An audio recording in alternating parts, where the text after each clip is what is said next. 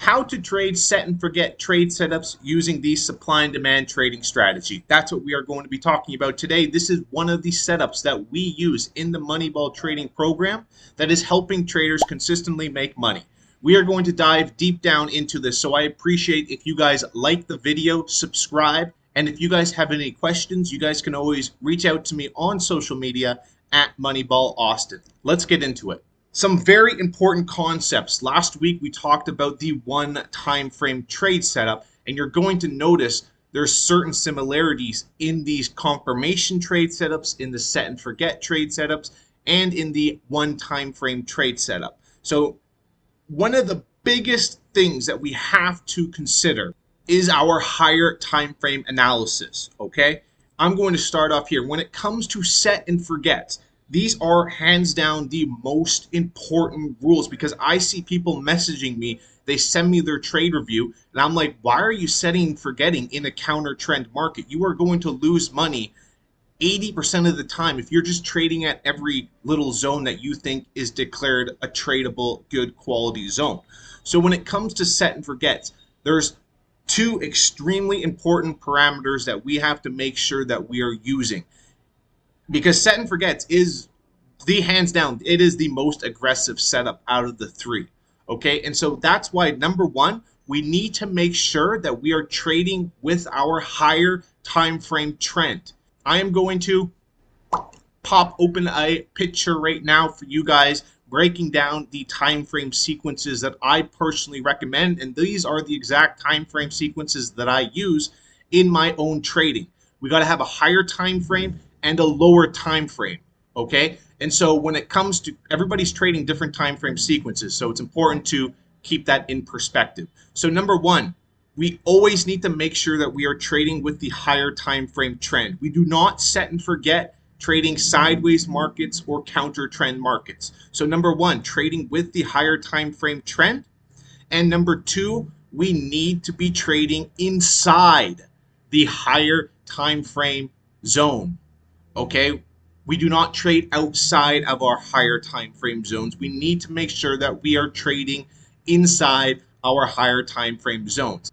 In fact, I would only recommend setting and forgetting at the extreme of our higher time frame zone, and I'm going to talk about this. And then as we go on to number three right here, this is more so for the lower time frame. And I actually say it right here, trading at the extreme of the higher time frame zone, as long as there's a good quality lower time frame rally-based drop or drop-based rally at the extreme of the higher time frame zone. All right, that's just exactly what I just mentioned. So what does that look like? Okay, so we start in this case with our higher time frame. I'm going to go through one example, and then I'm going to go through two or three other ones here. So in this case, we're probably looking at day trades. So I'm going to be using the 4-hour time frame, and this can be used for the crypto market, for currencies, or the stock market, or whatever you want, okay? We are looking at the 4-hour higher time frame. What is the trend, guys? It doesn't take a rocket scientist to see this. It's in an uptrend. We're making clear higher highs, higher lows. And I am not focused on, see how I'm scrolled in here? I'm not focused on what's happening over the last 7 candlesticks. Get a broad picture of where prices are going. That's a big thing. So scroll out, none of this scroll in details thinking that there's, trend on every little candlestick. It's changing constantly. No. Scroll out, get a bigger picture of what's happening. So we are in an uptrend. We have to identify where the big money is buying and selling at, and we have right here a nice quality 4-hour demand zone. Now, we are not going to simply just buy straight up here on a 4-hour demand zone. This is our higher time frame. That's an area that we can use for either confirmation entries. I've uploaded videos on this in the past talking about the confirmation setup. That would be once prices come back into our higher time frame zone, we wait for evidence of buyers stepping in. I'm probably going to upload a new video talking about this exact setup next week. But the set and forget is that we want to be buying inside the higher time frame demand zone at ideally the extreme, as long as there's a good quality lower time frame drop based rally down there. So in this case, we have a nice quality 4-hour zone. And now we go down to say a 15-minute or a 5-minute time frame.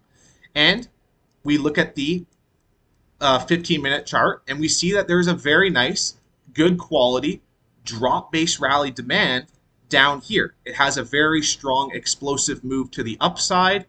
It's removed opposing zone, so that's our zone. It's removed these opposing zones here. It's also broken short-term momentum, and it's located inside our higher time frame demand zone. So what we would be looking to do for set and forget is once prices come back down into that area, that's when you would be entering your trade. Okay, and then you would have your stop loss below it somewhere down in this area. Okay, either structural or a couple pips above or below. In this case, below. Let's talk about another example.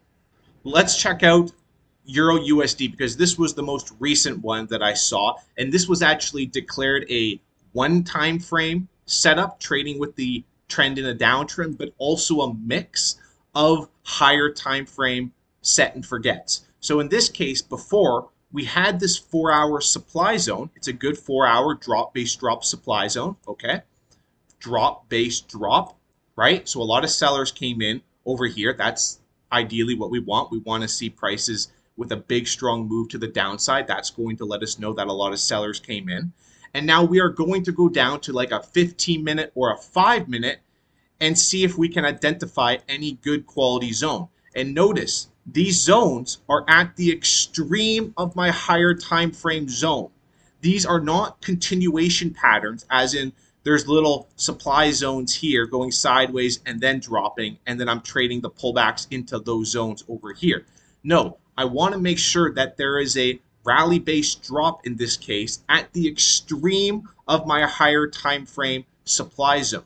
So in this case, if we have the higher time frame trend like this, let's just say like that, okay, we have a higher time frame supply zone right here, and we want to make sure that there's a good quality rally based drop at the extreme of the higher time frame. Okay, and then that's the sell setup we want to sell when prices pull back up into that area. Confirmation, this will be a different video, but confirmation is when you wait for evidence, and that's my favorite trade setup. That's the one I trade 90% of the time, is waiting for confirmation. Instead of just selling it straight up, I wait for evidence to come in, and then I join the trend as it's going down. Okay? That is a set and forget trade setup. We can look at one more. This is pound USD, and as a swing trade, because I know some people might be interested in swing trades. Well, if we looked at pound USD on the weekly time frame, guys, we had higher time frame weekly supply here, or sorry, weekly demand there and weekly supply there. When prices were coming back up into here, into this supply zone, you could look for selling opportunities. There's nothing wrong with that, but I wouldn't sell any lower time frame zone that is embedded inside that weekly. So if we have a weekly supply there, I wouldn't start going down because the trend is in an uptrend on the weekly time frame. I wouldn't start going down to my 4-hour time frame and being like, okay, I want to sell at this zone, I want to sell at this zone, and I like this zone up here. I'm not just going off and selling at these zones. The trend is in an uptrend. I would much rather be looking for buying opportunities. Yes, I could look for selling opportunities, but I want to wait for confirmation. That's a completely different sell. That's a different setup. But we had here on our weekly demand zone that we drew out, and so we go down to a smaller time frame. In this case, maybe the 4-hour. Once again, I will pop open that picture for you guys, showing you guys the different time frames that I personally recommend using for this type of stuff. And it's just so that you guys don't get overwhelmed, because I know if you guys start looking at the monthly, the weekly, the daily, the 1-hour, 15-minute, the 5-minute, it's information overload, because then you start looking at 30 different markets with 10 different time frame sequences trying to trade 2 or 3 different setups. It's information overload, and then you start dealing with analysis paralysis, and then you end up not doing anything. I completely understand. I dealt with it myself until I just scrapped it all and I focused on one set of time frame variables, and one setup. And then I started adding more once I felt comfortable. So we had here on the weekly pound USD, weekly demand. Once again, why would this be weekly demand? Well, it's a rally-based rally. Prices rally up, it bases. We have a strong rally up. That's letting us know that a lot of buyers stepped in from this location over here. So if prices return back into that area, I want to be looking for buying opportunities. Now, because I'm trading with the trend in an uptrend, I can actually look for a set and forget and say, is there a good quality lower time frame zone at the extreme? Okay, I'm not trading continuation patterns on the lower time frame. I've talked about this in the past. When it comes to my entry, I never take continuation patterns. I never do. Okay, so then this would be your set and forget zone that you would trade if and when prices come back into it, as long as the uptrend is still in an uptrend on the higher time frame. Okay, so that would be your 4-hour zone. Once again, why is this a good 4-hour zone? Look at the very strong move to the upside. That's indicating to me that a lot of buyers stepped in, right? Drop based rally, it's at the extreme of the higher time frame zone. These are things that I like in my trading opportunities. And then once prices come back into it, that's where you would be getting filled here. I personally don't like having 30 pending orders, so I set alerts for my style of trading. So you might set your alert around here, then you're getting dinged, and then you set your entry if you still like it, right? And then hopefully you get filled here on that pullback, and then you get take profit out at a 1-to-1, 2-to-1, 3-to-1. Maybe you go for multiple take profits. That's totally fine. It's important to make sure that you journal these trades afterwards to say, does it make sense for me to go for more reward to risk or less? Okay? Because typically these set and forget setups are the more aggressive trade setups. They're lower quality. Okay, you will have a lower win-loss percentage, but it's important that the trader understands what's happening here. Remember, important rules to remember. You always want to make sure that you're trading with the higher time frame trend. You're trading inside the higher time frame zone.